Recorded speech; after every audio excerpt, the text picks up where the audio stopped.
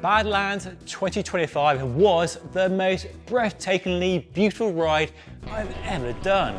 But it was also, without question, the hardest thing I've ever taken on. It gave me the highest highs and the lowest lows. I knew the event would be hard, but the level of difficulty still shocked me. This is a story of my first ever ultra bikepacking race. 800 kilometers of rugged terrain across southern Spain, my longest ride ever on a bike, and an experience that pushed me far beyond the limits of suffering I thought was possible. Let me start with what made the event unforgettable: the route and the people. The ultra community is unlike any other in cycling. While it's 800 kilometers of brutal terrain, the race feels remarkably accessible. It's not dominated by aero-obsessed riders in skin suits chasing marginal gains. Instead, there's a mix of everyday cyclists, first-timers, and people who, like me, just had the aim to finish. It felt inclusive, warm, and supportive. And the route. Oh my goodness me, the route. I was blown away by the sheer variety of the landscapes we rode through. One moment, you're riding through a desert landscape, the likes of which I'd never seen in my life before. The next, through a forest, then along a coastal road, along the beach, and then fast open plains. It was never, ever boring, and each section felt like a new chapter in a story. The highlight for me was the Garaffe Desert. It was truly, truly breathtaking on another level. A real special highlight for me. And riding through landscapes like that, you realise the event is more than a race. It's a journey through some of the most beautiful parts of the world. And I felt very lucky, very fortunate to experience such amazing landscapes. And so to my race. The race began slowly for me, deliberately so. I spent the opening kilometres chatting with people, making friends, and resisting the urge to go much faster than I wanted to. So, super mellow start, keeping the heart rate down, and just ease into it, because, well, it's a long day. What's the rush? Enjoying the views as we head out of town. Soon the tarmac gave way to gravel, and we were well onto the first big climb, ticking off 1,000 metres of climbing in just 28 kilometres. And that set the tone, as the first 300 kilometres of the route were basically one big climb. Voila. Voila. I'm so glad to finally be riding the bike. The last 2 days have been awful for my anxiety and nerves. Just fretting about my bike setup and all the things that I need to overthink about. But now we finally started. It's just a case of riding the bike, turning the pedals. This, I guess, is the easy bit. Plenty of suffering ahead, I'm sure. But no more stress, anxiety and worry.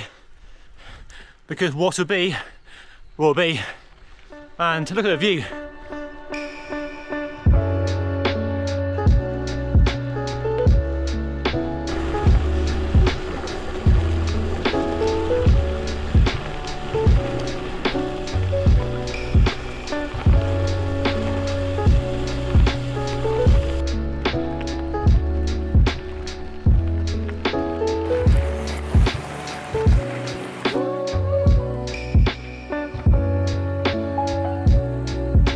So, the first water stop of the route, we've done 3 hours and 15 minutes and 1,600 metres of climbing, 60 kilometres.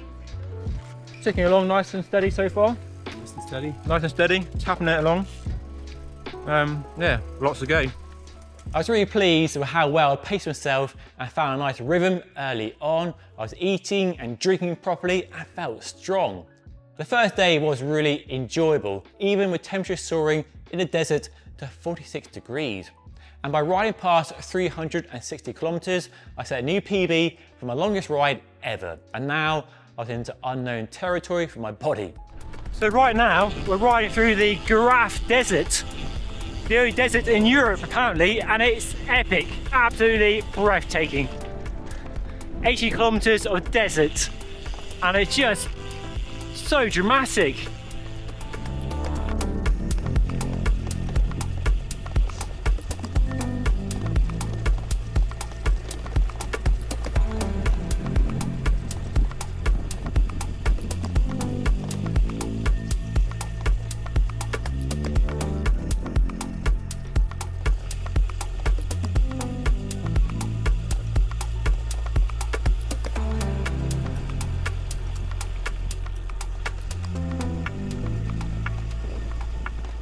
So, it's been a while since I've spoken to you, my little camera friend. Done 12 hours now, and about 230 kilometers. So not even making a dent on the overall distance. It's been a mighty tough day. My plan now to ride through the night. I think we've got about 80 kilometers of climbing left, including Europe's highest paved road. So yeah, it should be a walk in the park. But from the top, it's all downhill to the beach, and now I have a siesta, ice cream, dip in the ocean. I just want to get the climbing done. The first 300k of the route are all climbing. Just keen to get the climbing done. And riding through the night should be fun as well, so I'm currently refueling. A Fanta, 2 Fantas, Pringles, Gatorade, water, and I've just done a Magnum. Very pro not. I won't lie, I had quite a low through the desert.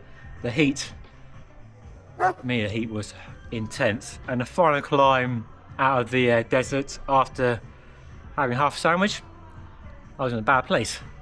My first big low of the event so far, and hopefully one I won't have again, because mother hubbard, it was hard work to dig myself out of that hole, but managed to keep going.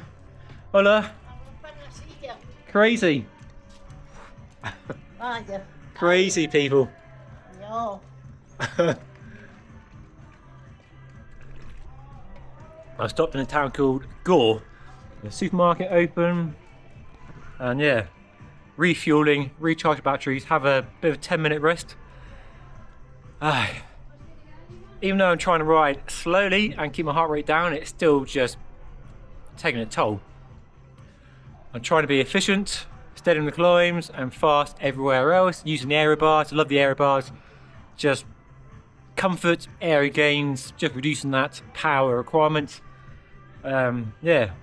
The only thing that is really hurting so far, my feet. My feet are fucking killing me. I think the heat and the hard pedaling and the pounding through the pedals on the rough ground, it's so rough in places. My feet are on fire.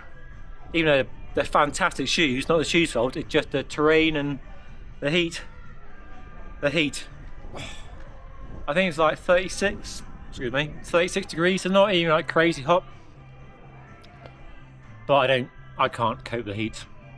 Not when riding up a massive climb on gravel with a bike that weighs many kilograms with 3 bottles on it and 2 litres on my backpack. Yeah. Anyway, lovely evening. Temperature's come down lows now. Half moon up there. It'll be a nice evening. So yeah, onwards. So my plan for the race was to ride through the first night, out of respect for the race and because I thought it'd be a fun challenge. And that night proved magical. The long climb to the observatory on a smooth forest road under a cool, starry sky was unforgettable. And the temperature had dropped to 10 degrees, which made riding a bike for me much, much easier. And I felt really good. Top of the main big climb really, 3 climbs out of Gore, tedious at top, but gonna layer up for the long, mostly descent down to the beach. Hopefully make the beach by sunrise for breakfast. And murder a flat white right now.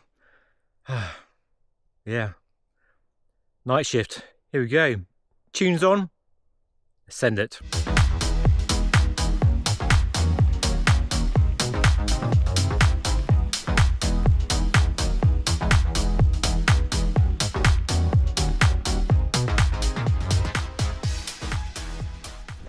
Well, good morning. I made it through the night unscathed. I'm out sleeping. I'm out crashing. Very nice experience, very peaceful, lovely temperature for climbing, and didn't see anybody really in my own little bubble. Just wildlife and kamikaze rabbits playing chicken with my front wheel. But the sun has risen, heading towards the beach. Had a first coffee of the day, and not feeling too bad. Not great, not terrible. 400 kilometers is coming up, so just now 400 kilometers to go. Halfway there, Jesus. Anyway.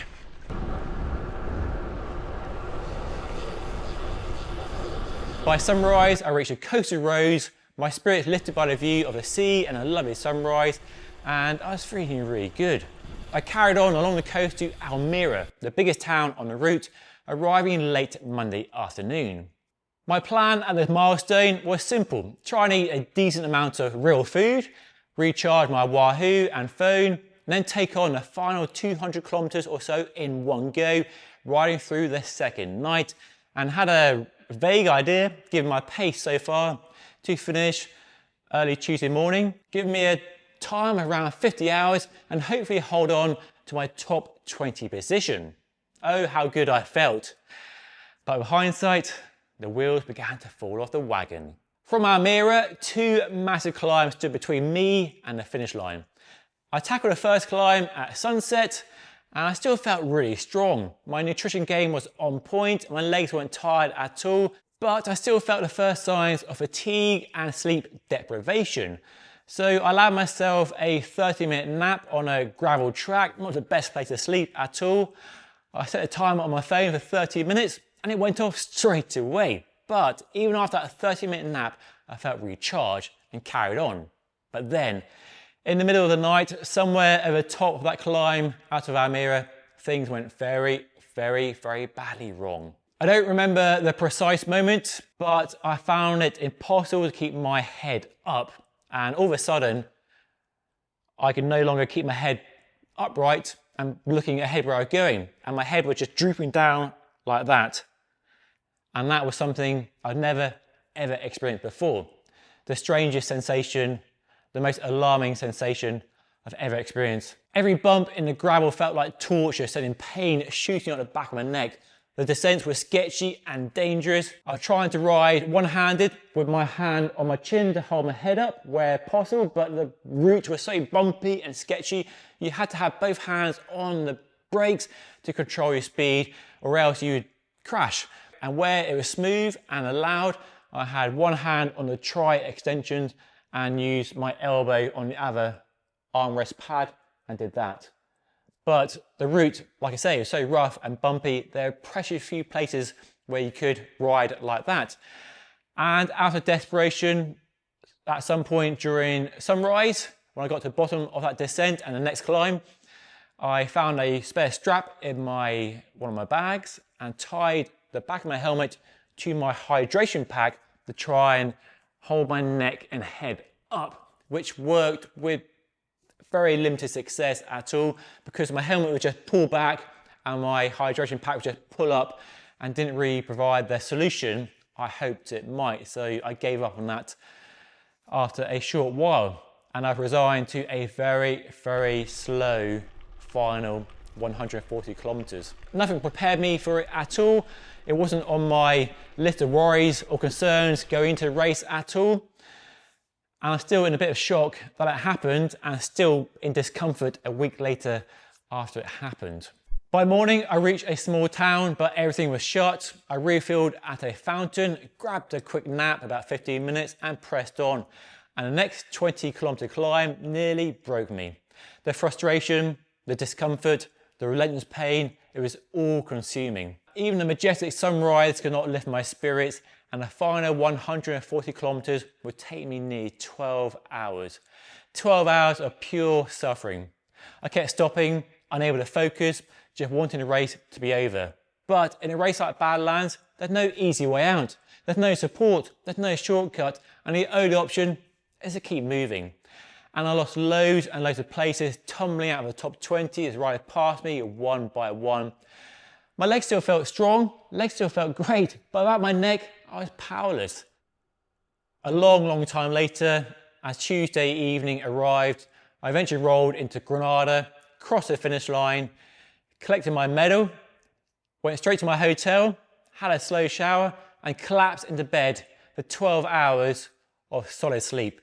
I did not move for 12 hours. I was broken, shattered, exhausted, but relieved to have finished.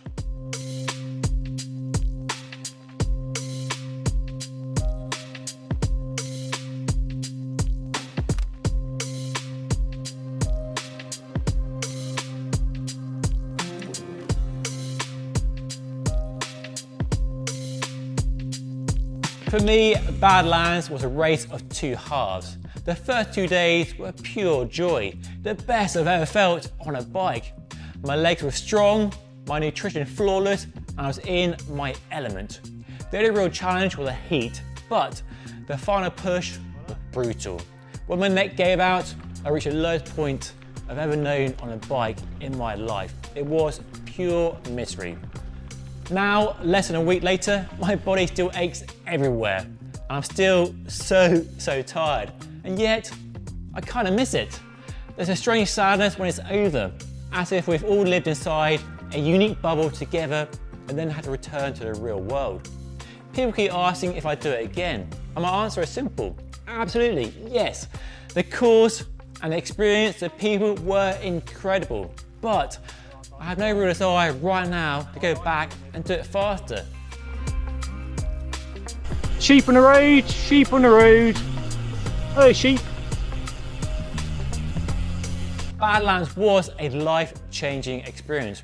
No regrets at all, even with the suffering I experienced. I feel calm, grateful, and very lucky to have done it and met so many amazing people and ridden through such a breathtaking landscape. But I can definitely say I've got the ultra bug. Though for me, I think one ultra a year feels like the right balance. The amount I put into it, preparation, doing the event, and the suffering afterwards, the amount of time it takes, I think one per year is probably the right approach for me right now. And there are so many other amazing events out there around the world, and what excites me most is exploring new places by bike. Badlands 2025 reaffirms why ultra-distance bikepacking continues to grow in popularity. It's not about chasing speed or podiums, but about exploring the limits of human endurance and discovering landscapes few ever experienced by bicycle. For many riders, it will not be their last. Their suffering fades. Badlands, like all great adventures, leave people both exhausted and inspired, eager for the next journey, wherever it may lead. So a massive thank you to all the organisers of Badlands for the hard work putting on such an amazing event, and to all the people who took part and who I met and spoke with and rode and supported me and pushed me on when I was suffering this year. It was a truly remarkable event, and maybe I'll see you there next year. But that's my experience of doing my first ever ultra bikepacking race. This video has been sponsored by Insta360 and the Ace Pro 2. This is my setup for Badlands. The camera and this mouth guard which acts as a handle and removes at a press of 2 buttons like that. And the Ace Pro 2 is amazing for capturing any sort of bike adventure, especially one like Badlands. You have a high quality Leica lens, amazing for capturing all the saturation, all the color of the Spanish desert, and it works in low light as well with a dedicated pure video mode. And I especially love the flip up screen. So when you're talking to the camera, doing that vlog segment, you can see you're framed properly in that screen there. The front screen gives you the runtime and memory space on the SD card inside there as well. And just super easy to use with loads of modes for whatever you're doing. You can easily customize the camera as you want as well. And I have it set up with 2 presets. I have a vlog mode and then a biking mode. So the biking mode is wide angle to capture the handlebars and my arms doing that bike riding thing. And then the vlog mode, which narrows down that field of view and gives me that nice vlogging angle I want. And you can change your settings very easily. Nice touchscreen, very responsive. You can change the resolution up to 8K if you want. I shot in 4K, 24 frames per second. to conserve the battery to make the runtime last for the entire race. And it's a rugged camera as well. It goes through the heat of the desert and the cold of the nighttime low temps. You can drop it, it's tough and durable. And the sound quality is better than ever before with a new wind guard on the front to capture really crispy audio, and some really clever AI inside the camera now to really improve the sound quality. And as you can see, I made one small modification to the camera by adding 2 dead cats to the 2 microphones here, just to reduce that wind noise when riding along and filming myself having a fun time on a bike. Alongside the Ace Pro 2, my other favourite camera is the X5, a 360 camera that shoots in stunning 8K resolution.